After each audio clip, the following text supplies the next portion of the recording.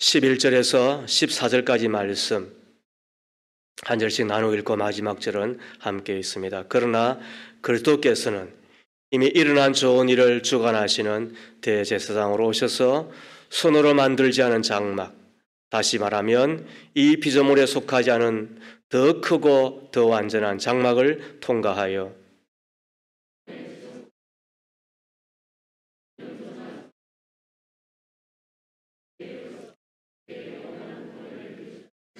염소나 황소의 피와 암송아지의 죄를 더러워진 사람들에게 뿌려도 그 육체가 깨끗하여져서 그들이 거룩하게 되거든 하물며 영원한 성령을 힘입어 자기 몸을 흠없는 제물로 삼아 하나님께 바치신 그리스도의 피야말로 더욱더 우리들의 양심을 깨끗하게 해서 우리로 하여금 죽은 행실에서 떠나서 살아계신 하나님을 섬기게 하지 않겠습니까? 이는 하나님의 말씀입니다. 하나님 감사합니다. 아멘. 이태리의 작가 지오반니 파피니의 이야기입니다. 그는 시대에 그리고는 그 당시에 여러 부조리 앞에서 자기 가정의 믿음을 배반하고 그리고는 철저한 무신론자가 되었습니다. 그러던 어느 날 무슨 병에 걸리고 말았는데 그 소식을 들었던 어떤 이가 독실한 신앙인이었던 어머니에게 이야기하기를 사람의 고기를 먹이면 차도가 있지 않겠습니까? 이런 이야기를 해준 겁니다. 그 말을 들은 어머니는 칼로 자기의 허벅지 살을 도려내어 요리를 해서 아들에게 먹였습니다. 자신의 살을 먹은 아들의 병이 차도를 보이기 시작했습니다. 자신의 병이 차츰 나아지자 지오반니는 그 고기를 또 한 번 먹기를 원했습니다. 그래서 어머니가 아들 몰래 자기의 살을 베려다가 그만 실수로 동맥을 건드렸는데 정신을 잃고 쓰러지고 말았습니다. 외출해서 돌아온 아들이 집 안으로 들어오려다가 충격적인 그 장면을 보고 외치는 이야기가 다음과 같습니다. 어머니, 지난번에 먹은 고기가 어머님의 살이었단 말입니까? 어머니, 지난번에 먹은 고기가 어머님의 살이었단 말입니까? 어머니는 아들이 부르짖으며 절규하는 소리를 듣고 간신히 정신을 차렸습니다. 그리고 마지막으로 이렇게 당부를 했습니다. 나는 죄 많은 몸으로 너를 구했지만 예수님은 죄 없는 몸으로 우리를 위해서 살을 찢기시고 피를 흘리셨단다. 그러니 너는 반드시 예수님을 믿고 살거라. 그런 일이 있은 후 지오반니는 예수님을 믿고 신실한 믿음의 사람이 되었을 뿐만 아니라 그리스도의 이야기, 또 떡과 포도주 등의 책을 써서 많은 사람들에게 복음을 전파하며 남은 생을 산 것입니다. 여러분은 이 지오반니의 이야기를 들으면서 무슨 생각을 하고 계십니까? 하나님께서는 하나밖에 없는 외아들 예수 그리스도를 이 땅에 보내셨지요.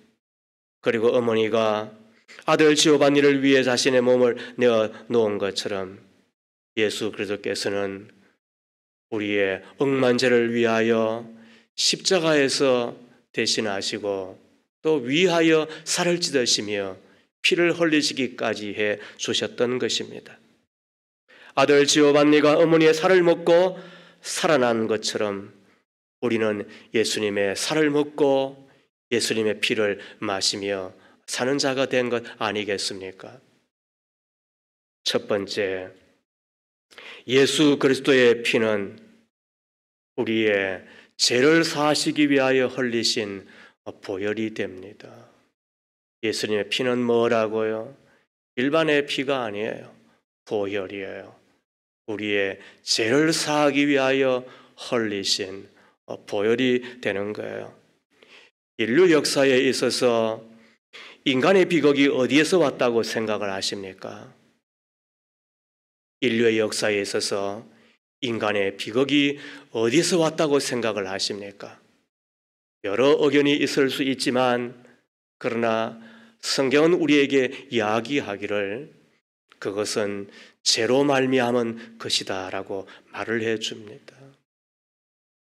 모든 사람이 다 죄를 범하였음에 하나님의 영광에 이르지 못하더니 그 죄, 그거는 에덴 동산에 첫 사람 아담과 하와에게 뱀의 모습으로 와서 내가 저것을 먹으면 눈이 밝아져 하나님처럼 되리라라고 했던 그 사단의 유혹을 받아 그리고는 빠져버렸던 바로 죄잖아요. 내가 뭐 사기쳤나? 내가 남 덩쳐먹었나? 내가 뭐 칼로 찔렀나? 그럴 수 있어요. 그러나 성경이 이야기하는 인류의 죄는 그런 게 아니에요. 하나님을 모른다는 죄, 하나님을 믿지 않는 죄, 자기 스스로 살아보려고 하는 죄, 그리고 장담하는 죄. 제가 교육자들과 함께 식사를 하면서 지난 3년 동안 나는 코로나는 물론이거니와 감기 한 번 안 걸렸다라고 이야기하면서 속으로 생각한 게 뭔 줄 알아요? 아, 내가 또 이거 걸리겠구나 딱 했는데 여지없이 걸리더라고. 하나님이 가장 싫어한 게 뭐냐? 제 스스로 느끼는 게 있어요. 그거는 장담하는 죄예요.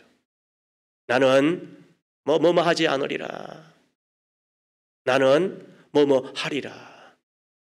이런 것만큼 하나님이 더 싫어한 것이 없어요. 왜? 피조물된 우리가 창조주 하나님의 도움을 받지 않고 살아갈 자가 어디 있겠어요? 그런데 내 스스로 살아보겠다고 하는 것이 하나님 앞에서는 죄인 거예요. 그런데 이 죄처럼 인정물이 없는 것도 없는 거예요. 우리가 죄악을 아무리 사모하고 죄악을 아무리 좋아해도 죄악은 우리를 축복하지 않아요. 사람들이 죄와 죄인이라는 친척 관계에 있어도 죄는 인정도 사정도 없이 죄인된 우리를 저주와 지옥으로 몰아넣으려고 하는 거예요. 사람들이 아무리 귀신을 좋아해도 귀신은 사람을 좋아하지 않는 걸 여러분 아시잖아요. 행복한 무당을 보셨어요? 기쁘고 즐거운 마음으로 무당하는 사람 보셨느냐고요. 귀신을 그렇게 섬겨도 귀신은 그 사람을 행복하게 해주지 않습니다.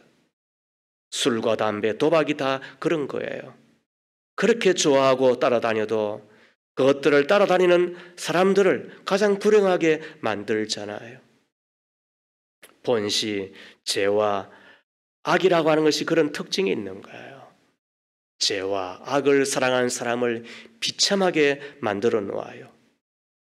그런데도 사람들은 그 철전지 원수와 같은 죄를 무엇이 좋다고 그렇게 따라다니고 좋아하는지 정말 모르겠어요.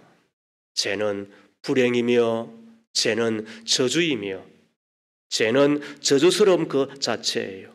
이 죄 문제를 해결하지 않고서 인생의 행복은 물론이거니와 건강도 그 어떤 것도 주어지지 않음을 우리는 잘 알아요. 성경의 정언을 들으십시오. 예레미야 5장 25절 말씀이에요. 바로 너희의 모든 죄악이 이러한 것들을 누리지 못하게 하였고 너희의 온갖 범죄가 그 좋은 것들을 가로막아 너희에게 이르지 못하게 하였다. 아멘. 죄는 우리에게 오는 모든 좋은 것을 어떻게 하였다? 막은 거예요. 우리가 누리지 못하게 막는 거예요. 좋은 것은 이로부터 오는 거예요. 사람이 주는 것은 한두 가지에 불과해요. 모든 좋은 것은 하늘 보좌로부터 빛의 해전의 그림자도 없으신 그분으로부터 오는 거예요. 그런데 죄를 짓는 순간 죄는 하나님과 우리의 사이를 내어버리는 것이기 때문에 그 좋은 것들이 딱 그치게 되는 거예요. 막히게 되고 마는 거예요. 죄는 기쁨도 축복도 막고 형통과 승리도 막아버리고 영광과 평안도 다 막아버리고 마는 거예요. 누가 이 죄를 해결해 줄 수가 있을까요? 오늘 12절 말씀을 보십시오. 단 한 번의 지성소에 들어가셨습니다. 그는 염소나 송아지의 피로서가 아니라 자기의 피로서 우리에게 영원한 구원을 이루셨습니다. 우리에게 영원한 구원을 이루신 게 뭐라고요? 예수의 피, 예수 그리스도의 피가 그렇게 했다는 거예요. 여기서 영원한 구원은 속죄를 이야기하는 거예요. 속죄란 무슨 말이에요? 대신 갚다는 뜻이잖아요. 그래서 성경에서는 이 죄와 그리고 부채, 빚이라고 하는 것을 거의 같은 속성으로 우리 가운데 비유로 설명을 해요. 자, 들어보십시오. 빚은 아무리 적게 져도 빚쟁이가 되는 거죠. 맞죠? 뭐 1억을 빚지나 뭐 10만 원을 빚지나 다 빚쟁이에요. 죄도 마찬가지예요. 큰 죄를 지었거나 작은 죄를 지었거나 다 죄인인데 하나라도 죄를 지으면 그를 죄인이라 부르는 거예요. 맞지요? 두 번째로 빚은 반드시 갚아야만 되는 거예요. 빚을 갚지 아니하면 얼마나 고로운지 몰라요. 얼마나 불편한지 몰라요. 얼마나 고통스러운지 몰라요. 빚 한번 지어보셨잖아요. 요즘도 그 빚 져가지고 밤잠을 못 자고 그리고는 그거 시달려서 어디 도망갈 수도 없는 그 고통의 이야기를 들으시잖아요. 나중에는 자기의 이 장기를 팔아야 된다느니 또 혹은 그 빚 때문에 가정이 풍비박산이 되는 것을 우리가 보게 되잖아요. 마찬가지로 죄도 갚아야만 되는 거예요. 그러지 않으면 죄로 말미암아 온갖 좋은 것들이 다 떠나버리고 말지요. 쫓아온 자가 없어도 불안하고 마음에 쉼이 없어요. 저주 가운데 살다가 죽으면 심판받을 수밖에 없는 게 바로 죄이지요. 그래서 빚과 죄가 같은 성격인 거예요. 그런데 세 번째, 그 빚은 대신 갚아주어도 되는 거잖아요. 맞죠? 내가 빚을 졌는데 내 형제가 갚아주는 거야. 내가 빚을 졌는데 내 부모가 갚아주는 거예요. 그러면은 이제는 빚으로부터 해방이 되는 거잖아요. 그리고는 자유를 얻게 되는 거잖아요. 죄도 누가 대신 갚아주면 되는 거예요. 내가 죄 문제를 해결하지 못하더라도 누군가가 내 죄를 짊어지고 죄의 형벌을 받으면 나는 죄 문제에서 깨끗하게 해결되는 거예요. 그래서 성경은 이렇게 적고 있어요. 이사야 53장 6절 말씀에 우리는 모두 양 같아서 각자 제 길로 흩어졌으나 하나님께서 우리의 모든 죄악을 그에게 지우셨다. 우리는 다 양 같아서 각자 제 길로 흩어진 불행하고 불쌍한 존재들이에요. 그런데 우리의 모든 죄악을 지우시고 짊어지게 하시고 대신 그 죄를 해결하게 하신 이가 있는 거예요. 그게 하늘에 계신 하나님, 어떻게 예수님을 이 땅에 보내어 주심으로 그분이 이 땅에 오셔서 세상 죄를 지고 하는 하나님의 어린 양으로 십자가에서 어떻게 한다고요? 피를 흘려주잖아요. 동지섣달 그 긴긴 밤에 우리의 조상들은 혹시라도 귀신이 우리의 가정을 틈탈까? 왜? 가장 긴 밤이니까. 가장 짧은 밤이 언제 하지잖아요. 정확하게 6개월 후에 가장 긴 밤이 동지섣달이니까. 그런데 그때 뭐 배가 고파서 팥죽을 끓인 줄 아세요? 그 팥죽의 색깔이 뭐예요? 그리고 그 색깔의 팥죽을 왜 우리의 조상 할아버지 할머니들은 그 가정의 문에 뿌리는 걸까요? 이것이 붉은 피라는 거예요. 그래서 귀신들이 왔다가도 한 길로 왔다가도 7길로 물러가라는 거예요. 문화 인류학자들의 와여서도 한 번도 문화 문명이 들어가지 아니한 아마존의 그 깊은 곳에서도 저들은 본능적으로 1년에 한두 번씩 제사를 드리는데 그 제사에 드린 그 짐승의 피를 몸에 뿌린다잖아요. 왜요? 피만이. 그 피만이 사하는 것으로 저들은 다 알고 있는 거예요. 누가 정한 법이에요? 창조주 하나님이. 그래서 우리가 읽었던 이 히브리서 9장에 보면 피 흘림이 없이는 22절이죠. 죄를 사함이 이루어지지 않는다. 얼마나 기가 막힌 말인지 몰라요.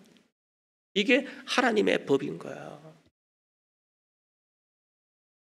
이것이 십자가인 거예요.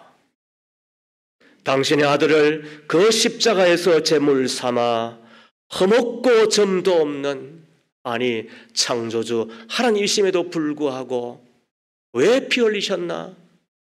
왜 그곳에서 달리셨나? 나의 죄를 대신하려고, 우리를 위하시려고. 그리고는 피를 흘리시는데 그 피를 보신 우리 하나님은 알았다. 내가 그 피를 믿는 자들에게 용서하겠다라고 하시는 하나님의 언약이 있는 거예요. 그래서 언약의 피다라고 이야기를 하는 거잖아요. 누구든지 예수의 이 피에 대한 이야기를 듣고 아멘 하는 가운데 내가 믿습니다 하면 그와 동시에 저주가 떠나는 거예요. 마귀가 떠나는 거예요. 사망이 떠나는 거예요. 그리고 생명이 임하는 거예요. 하나님의 자녀가 되는 거예요. 그리고 하늘 영광 가득한 삶을 이 땅에서부터 살아간 천국 인생이 되는 거예요. 무엇 때문에? 예수의 피가 우리의 모든 인류의 죄를 사하는 능력이 있기 때문에 그런 거예요. 사람이 한 번 죽는 것은 정해진 것이요 그 뒤에는 심판이 있다고 분명히 말씀하셨는데 죄와 심판과 마귀에게서 떠나는 길은 오직 하나, 예수 그리스도를 믿는 것임을 이 시간 기억하고 다시 주를 믿는 여러분 되기를 주의 이름으로 축복합니다. 두 번째로 예수 그리스도의 피는 우리의 치유와 회복을 위하여 흘리신 보혈입니다. 예수의 피는 뭐라고요? 보혈인데 우리의 치유와 회복을 위하여 흘린 보혈이 되는 거예요. 김충건 장로님의 이야기를 한 번 더 하십시다.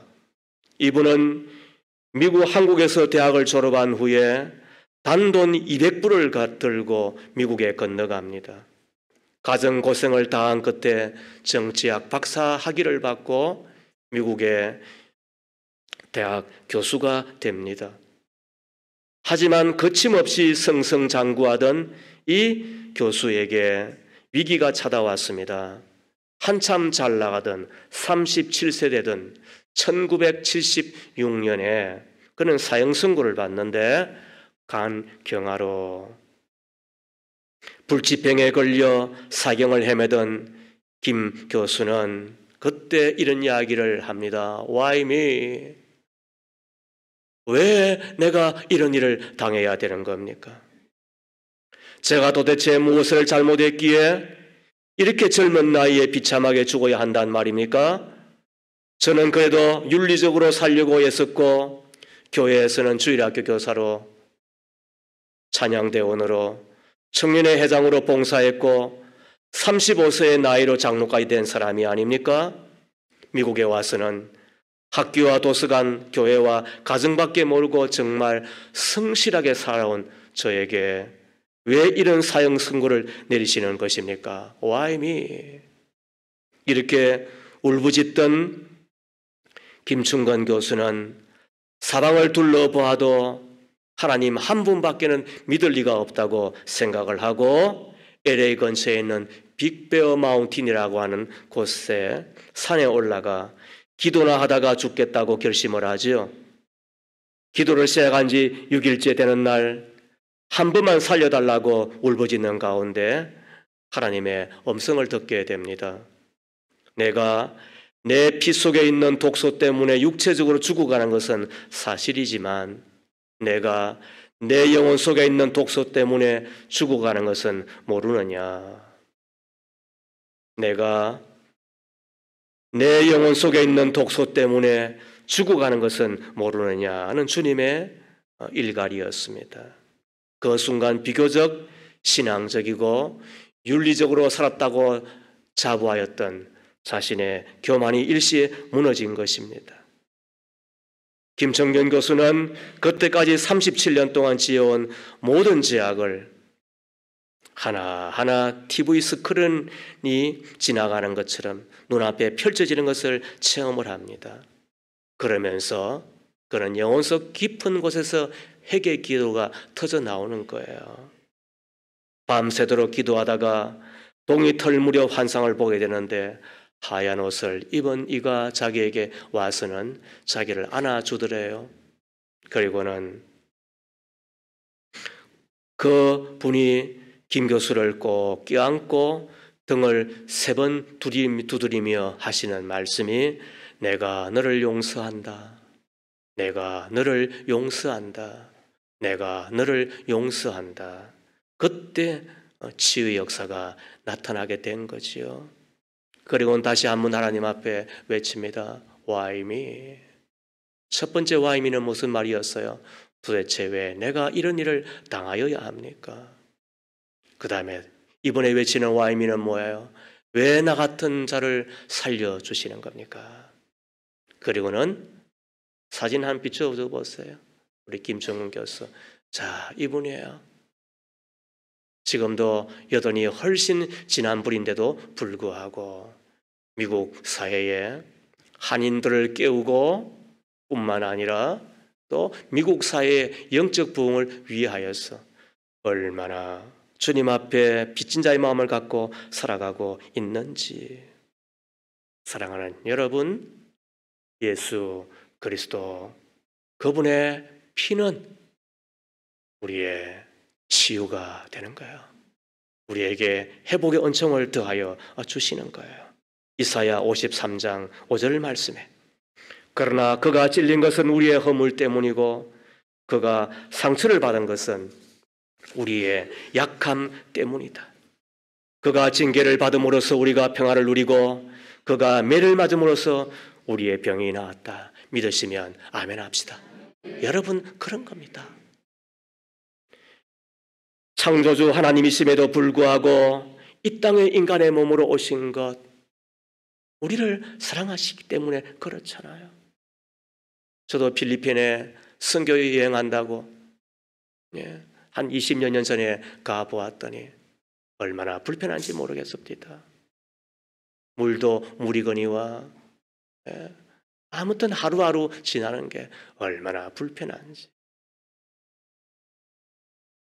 우리나라가 조금 잘 산다고 그곳에 갔더니 그래도 하루하루 지나는 게 불편했는데 하물며 하늘 보좌를 부리시고 이 땅에 오신 창조주 하나님의 사람으로서의 삶은 얼마나 힘드셨었겠어요.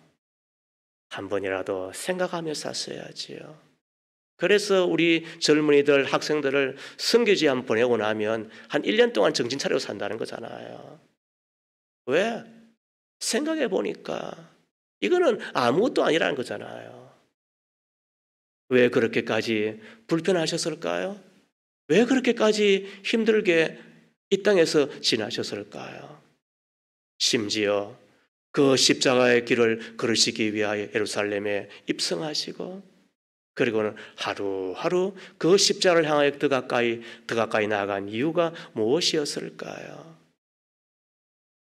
나의 억만죄를 대신 지시려고 뿐만 아니라 그 죄로 말미암아 가난해지고 죄로 말미암아 병들고 죄로 말미암아 불행하고 우리는 나름대로 선한 계획도 있고 그리고 결심도 하잖아요.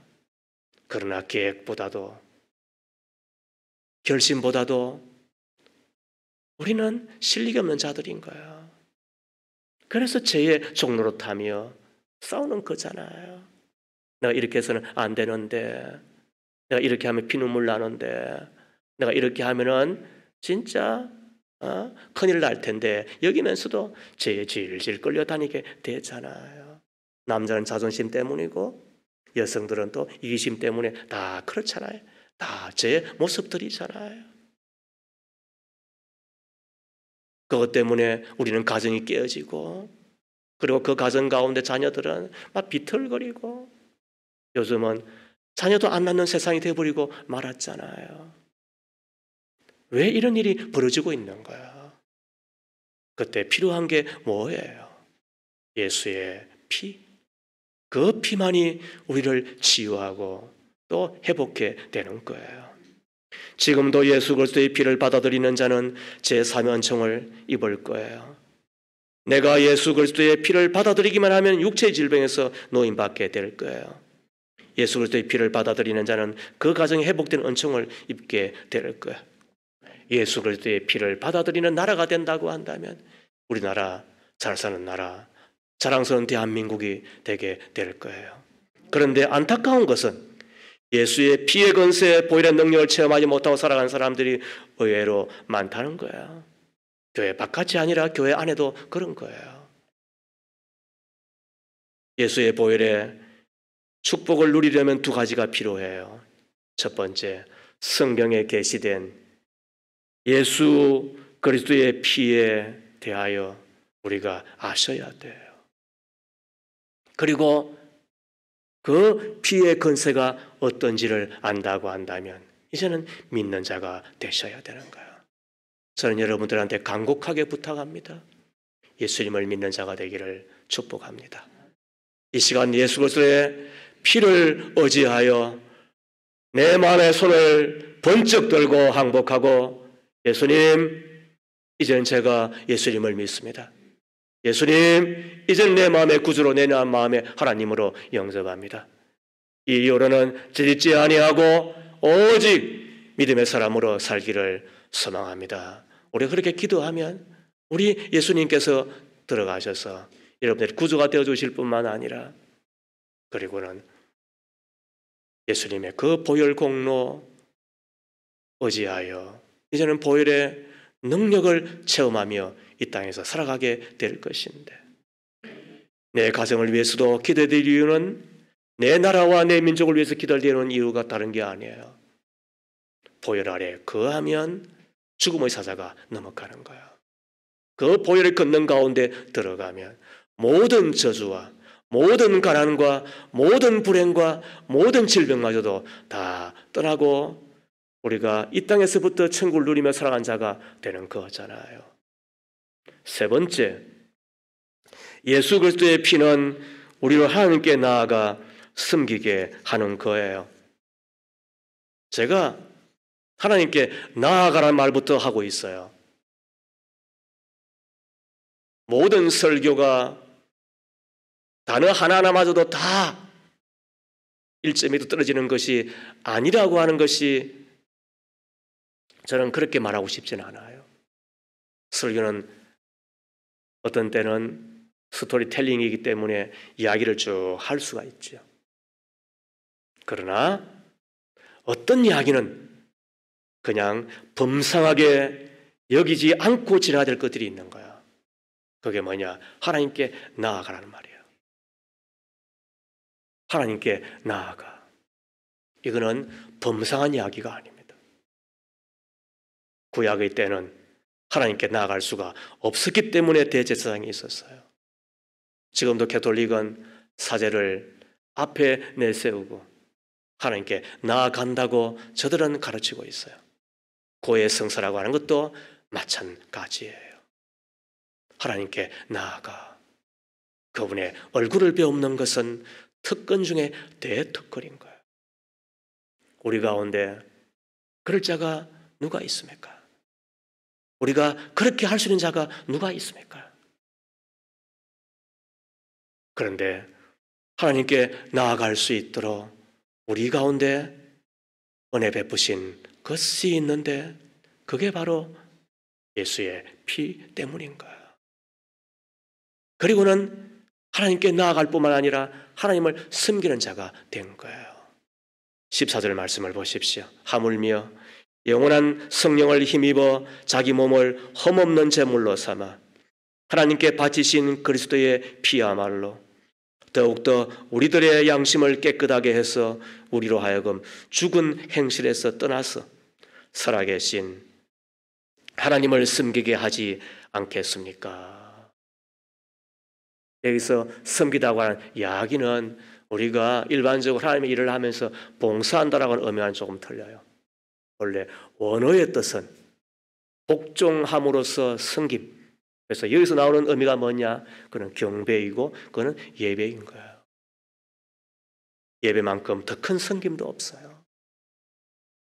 예배만큼 더 큰 봉사도 없는 거예요. 하나님께서 우리를 창조하신 목적이 뭐예요? 하나님을 찬송케, 하나님을 예배케 하려 합니다. 이것이 하나님께서 우리를 만드신 목적이에요. 하나님께서 이스라엘 백성들을 애굽 땅에서 탈출시켜 적과 꿀이는 땅으로 가게 한 목적이 뭐예요? 하나님을 예배하게 하려 함이라고 적고 있어요. 지금도 하나님은 누구를 찾으신다고요? 예배하는 자들을. 어떤 예배예요? 그거는 영과 진리로 드리는 예배예요. 영과 진리로 이렇게 이야기하니까 여러분들 아는 사람 중에는 성령 충만하여 드리는 예배구나. 아니요. 성경 그렇게 읽는 게 아니에요. 거기서 말하는 영이라고 하는 것은 홀리 스피릿을 말하는 게 아니에요. 우리의 육체와 다른 영인 거예요. 자, 육체는 뭐예요? 눈으로 보인다는 뜻이에요. 영은 뭐예요? 우리의 눈으로 보이지 않는다는 거예요. 그런데 하나님은 육체가 아니기 때문에, 하나님은 영이기 때문에 내가 예배를 드리고 있는지 내가 예배를 드리고 있지 않는지를 본다는 뜻인 거예요. 그것도 고개를 빳빳하게 들고 예배하는지 안 하는지가 아니라 내 마음의 허리를 숙이고 내 속사람이 하나님 앞에 경례를 하며 내 하나님 앞에 진심으로 겸손한 마음으로 그리고 함께 찬송하며 기도하며 말씀을 들으며 하나님 앞에 헌금을 드리면서 진정으로 나에게 예배를 드리고 있는지 하나님은 육이 아니기 때문에 영이기 때문에 알고 있다는 거예요. 그러므로 오늘 이 예배가 있는 예배인지 아니면 그냥 이곳에 오셔서 그냥 앉아만 있는 것인지 여러분만 알 수 있는 거예요. 그러나 하나님도 아시는 거잖아요. 그때 하나님 하시는 말씀이 너 예배를 보면 토해버리고 싶다 이렇게 말하는 거예요. 너의 예배를 보면 내가 너무너무 고맙다고 그때 그렇게 말씀하시는 거예요. 왜? 하나님은 육이 아니고 영이기 때문에 내 예배가 예배인지 그걸 안다는 의미로 드리는 말이 요한복음 4장에 나와 있는 영과 진리로 드리는 예배. 그 예배를 드리는 자를 하나님은 지금 찾고 계시고 그리고 만나면 어떻게 하겠다? 내가 하늘 복을 주겠다라고 말씀하시는 거잖아요. 이 예배는 그런 의미에서 손해가 아니에요. 예배는 특권 중에서 대특권인 거예요. 미국 아이오와대 사회학과 제니퍼 그랜빌 교수의 연구 결과에 의하면 교회 다니는 10대들의 성적이 높게 나왔대요. 그러므로 교회 출석 꼬박꼬박하게 하세요. 그러면은 지금보다도 훨씬 더 좋은 성적 거두어요. 그리고 인생은 수능 점수 한두 개 가지고 또 혹은 수시에 그 대학 들어갔다고 해가지고 인생이 순수가 정해지는 것은 결코 아니에요. 저도 보세요. 고시 공부하던 애가 지금 목사 되어 있잖아요. 그러므로 인생은 내가 준비한 대로 되는 게 아니에요. 저도 한때는 한창 잘 나갔어요. 그런데 지금 보세요. 여러분의 종이 되어 있잖아요. 인생은 어떻게 될지 모르는 거예요. 그런데 분명한 건 뭐예요? 하나님은 예배한 자를 하나님께서 어떻게 한다? 반드시 책임진다는 거 아니에요. 정신위생계에 있어서 세계적인 학자인 데이비드 핑크 박사는 이야기하기를 안정을 위한 네 가지 균형이 있는데 첫째는 일이고 둘째는 놀이이고 셋째는 사랑이고 넷째는 예배이다. 이 네 가지가 있으면 사람은 균형 잡힌 건강한 삶을 살아간다. 그런데 그중에 가장 기초가 되고 중요한 것은 예배라고 이야기를 했습니다. 예배가 있을 때 일이고 놀이고 사랑이고 그것이 가치를 바란다는 뜻이 되겠죠.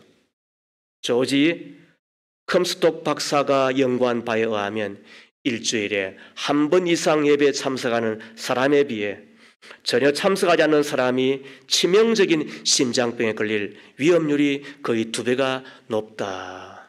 그러므로 내 배우자 가운데서 예배 드리지 않는 이들이 언제 여러분 급사할지 모르니까 늘 눈은 뜨고 지켜보셔야 되는 거야. 그런데 또 연구한 바에 의하면 정기적으로 예배를 드리며 살아가는 사람들이 그렇지 않은 사람에 비해서 평균 수명이 몇 년 더 길다? 5년. 우리는 이미 수지 맞은 자들이에요. 그잖아요. 뿐만 아니라 교회 올 때마다 신약도 먹고 구약도 먹고 얼마나 좋은 보약도 드시는 거예요. 그러므로 하나님의 말씀은 귀담아 들었어요. 권사님 눈 감으면 안 돼요. 이게 하나님이 우리 주시는 축복인 거예요. 그러므로 예배자는 뭐다? 하나님이 반드시 책임진다. 믿으시면 아멘. 예배를 통하여 존귀하신 하나님의 임재를 체험합니다. 잠언 8장 17절 말씀에 나는 나를 사랑한 사람을 사랑하며 나를 간절히 찾는 사람을 만나 준다 그랬습니다. 좋은 사람 만나도 복이 되거든. 높은 사람 만나면 더 우리 가운데 좋은 일이 있거든. 하물며 내 하나님을 만나는 것이 예배라고 한다면 이 예배에 승부를 걸어야 되는 것 아니겠어요? 우리는 예배를 통해 진정한 용서를 받고 긍휼의 여김을 받습니다. 이사야 55장 7절 말씀에 악한 자는 그 길을 버리고 불의한 자는 그 생각을 버리고 주님께 돌아오너라. 주님께서 그에게 긍휼을 베푸실 것이다. 우리 하나님께로 돌아오너라. 주님께서 너그럽게 용서하여 주실 것이다. 이것이 예배자에게 베푸시는 하나님의 은총인 거예요. 뿐만 아니라 우리는 예배를 통해 진정한 즐거움을 누리고 영원히 소생함을 누리게 되잖아요. 이사야 55장 2절과 3절 말씀 들으라. 내가 하는 말을 들으라. 그리하면 너희가 좋은 것을 먹으며 기름진 것으로 너희 마음이 즐거울 것이다. 너희는 귀를 기울이고 나에게 와서 들으라. 그리하면 너희 영혼이 살 것이다. 예배는 손해가 아니라 특권인 것입니다. 오늘 우리가 이 예배의 성공자 되기를 주의 이름으로 축복합니다. 따라하겠습니다. 예배에 성공하면 신앙에 성공하고 신앙에 성공하면 인생에 성공한다. 믿기를 바랍니다. 여러분 그런 겁니다. 모든 섬김의 시작은 모든 섬김의 중심은 여러분 선교사도 그곳에 나가서 선교부터 하지 않습니다. 선교사도 그곳에 가서 예배부터 드리는 거예요. 아시겠어요 여러분? 선교사도 이곳에 와서 제일 먼저 배우는 것이 뭐여야 되는 거예요? 전도하는 법을 배우는 게 아니에요. 하나님을 예배하는 법부터 배워야 되는 거예요. 목사인 제가 여기서 서서 여러분들과 함께 예배를 인도하지만 예배를 인도하다 보면 저 사람은 왜 저렇게 예배를 드릴까? 왜 저 사람은 저렇게 예배를 드릴까? 왜 저 사람은 저렇게 예배를 드릴까? 여길 때가 있잖아요. 그리고 오늘은 왜 저 사람 또 안 왔나? 여길 때가 있잖아요. 너무너무 죄송해요. 그래서 이런 것을 생각하더라도 담임 목사를 너무 오래 하면 안 돼요. 왜냐하면 영혼이 피폐해져요. 제 말의 언어들도 여러분 제가 왜 여러분들을 판단하려고 해요? 여러분 판단할 게 뭐가 있어요? 그래서 판단한 말을 많이 쓰면 안 돼요. 그러나 어쩔 수 없게 쓰는 말이니까 양해하고 들으십시오. 그러나 분명한 건 뭐예요? 저도 이곳에서 예배자여야 되는 것이지 예배를 인도하는 인도자는 아닌 거예요. 그냥 제가 여러분들에게 예배를 위하여 이 자리에 서 있는 것이지 여전히 중요한 건 뭐예요? 제가 하나님 앞에 예배한 자가 되어야 되는 거잖아요. 왜? 예배의 성공이 신앙의 성공이고 신앙의 성공해야 인생의 성공한 자가 되는 거니까. 말씀을 마치겠습니다. 독일의 진센돌프 백작이 어느 날 박물관을 구경하는데 많은 사람들이 어떤 그림 앞에서 떠날 줄 모르고 눈물을 흘리며 감상을 하고 있었습니다. 진센돌프 백작은 그 그림을 아무리 오래 보아도 자신에게는 아무 느낌이 없었습니다. 그래서 안내인에게 그 그림이 무슨 그림이기에 사람들이 떠날 줄 모르고 저토록 감명을 받느냐고 물었습니다. 그때 안내인이 설명하기를 저 그림은 화가 스타인백이 그린 엑세 호모, 이 사람을 보라는 명화인데 마음에 와닿는 아무런 느낌이 없으시다면 서서 보지 말고 무릎을 꿇고 아래에서 위로 올려다 보십시오. 그 말을 들은 진센돌프가 무릎을 꿇고 아래에서 위로 스타인백의 그림을 올려다 보았습니다. 바로 그때 십자가상에서 가시관을 서시고 매달린 예수님의 이마에서 흐르는 그 핏방울이 자신의 얼굴에 떨어지는 강한 감명을 받습니다. 그리고 마음이 뜨거워집니다. 그리고 그 자리에서 일어나 100명의 선교사를 파송합니다. 자신도 복음을 전하고 불쌍한 사람을 돕는 사랑의 사도로 일생을 살게 되었다는 이야기입니다. 예수 그리스도의 피는 이렇게도 보배롭고 그래서 보혈이라 그러는 겁니다. 예수의 피는 우리의 억만죄를 사하기 때문에 보혈인 겁니다. 예수의 피는 우리의 치유와 회복을 위하여 흘리신 것이기 때문에 보혈인 것입니다. 예수의 피는 우리로 하나님께 나아가게 하고 주의 얼굴을 배우게 하며 더 나아가 주님을 섬기되 주님을 경배하는 그 예배를 한번 받으시면 내 인생이 달라지지 않겠습니까? 그러므로 오늘 우리의 이 예배가 내 생의 마지막 드리는 예배라고 생각한다고 한다면 틀리지 않겠지요. 왜? 예수의 보혈, 그분이 흘리신 피이니까 말이죠. 기도하겠습니다. 하나님 아버지, 우리 모두는 죄를 지었기 때문에 하나님이 주셨던 본래 영광스러운 모습을 다 잃어버린 자들입니다. 깨닫는 사람도 하나님을 찾는 사람도 올바른 사람도 없을 뿐만 아니라 모두가 다 비뚤어져 쓸모없는 자가 되었고 선한 일을 하는 사람은 하나도 없음을 잘 압니다. 이 시간 예수 그리스도의 피를 깨닫게 하시니 감사합니다. 우리를 위하여 우리를 대신하여 지신 십자가에 흘리신 보혈 공로 의지하여 제3의 은총과 치유와 회복의 선물을 받습니다. 믿는 자가 되게 하옵소서. 죽음의 행실을 버리고 하나님께 나아가 주님을 더욱더 섬기는 자가 되되 예배하며 경배하며 사는 자가 되게 하옵소서. 예수님의 이름으로 기도합니다. 아멘.